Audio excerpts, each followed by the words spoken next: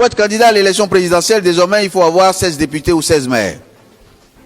Le gouvernement du président a décidé seul, sans débattre avec qui que ce soit. Et pourtant, notre pays est un pays de consensus.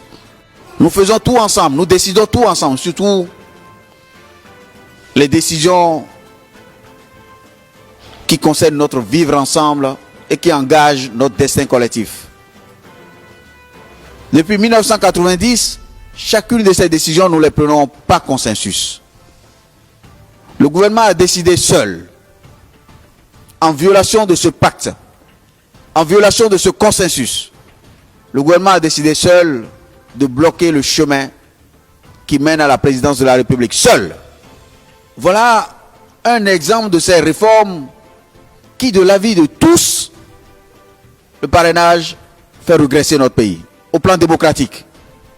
Mais pour savoir ce que nous avons dans le ventre, pour savoir si nous aimons vraiment ce pays, chacun d'entre nous, pour savoir si nous serons à la hauteur, nous devons, comme j'ai dit, trouver les ressources en nous.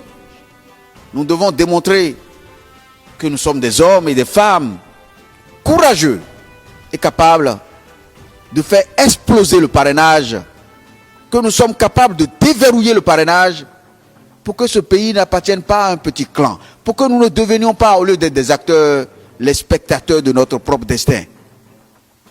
Le parrainage, je le dis, et je pèse mes mots, je ferai partie, s'il en faut 10, je ferai partie de ces 10 qui feront exploser le parrainage. S'il en faut 2, je ferai partie de ces 2 qui feront exploser le parrainage.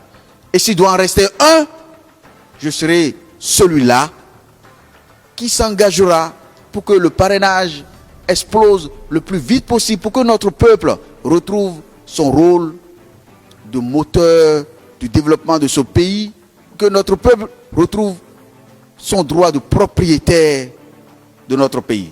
Cette élection sera ouverte ou elle sera ouverte. Ce que je veux dire simplement par là, c'est que nous n'avons aucun autre choix. Il n'y a aucune voie, aucune autre issue que l'élection soit ouverte à tous les candidats. Tous ceux qui veulent participer à l'élection présidentielle doivent avoir le droit de se présenter devant les Béninois. Et c'est les Béninois, comme toujours, depuis 1990, qui doivent choisir celui avec qui ils veulent vivre pendant les 5 prochaines années.